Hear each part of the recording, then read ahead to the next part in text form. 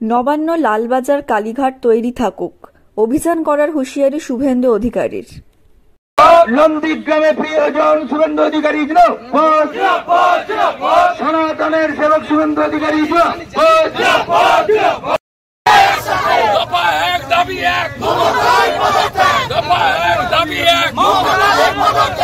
নবান্ন অভিযানে হামলা হলো কেন? জবাব চাই, জবাব দাও।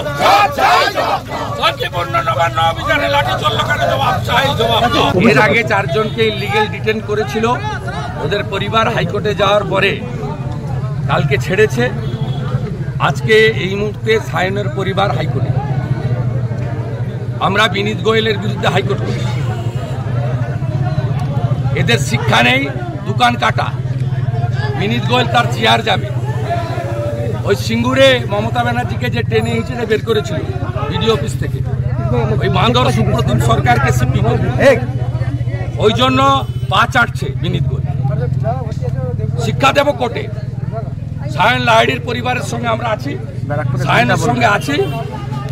4 জনকে ধরেছিল, ওর পরিবার কালকে কোর্টে গেছিল, কাল সন্ধ্যায় এনে ছেড়েছে। কিন্তু আমরা কোর্ট করব, অ্যারেস্ট মেমো দেখাতে হবে, কেন ডিটেন দেখাতে হবে। এই গুন্ডামি বন্ধ করব। আমাদের 132 জন অ্যারেস্ট হয়েছে, কোর্টে ফরওয়ার্ড করেছে। প্রস্তুত থাকুন, একদিনে 3টে অভিযান হবে।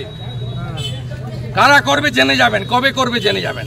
নবান্ন, লালবাজার, কালীঘাট, একদিনে।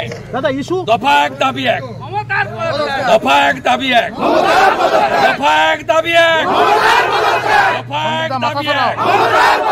আমার বোনের রক্ত, আমার বোনের রক্ত।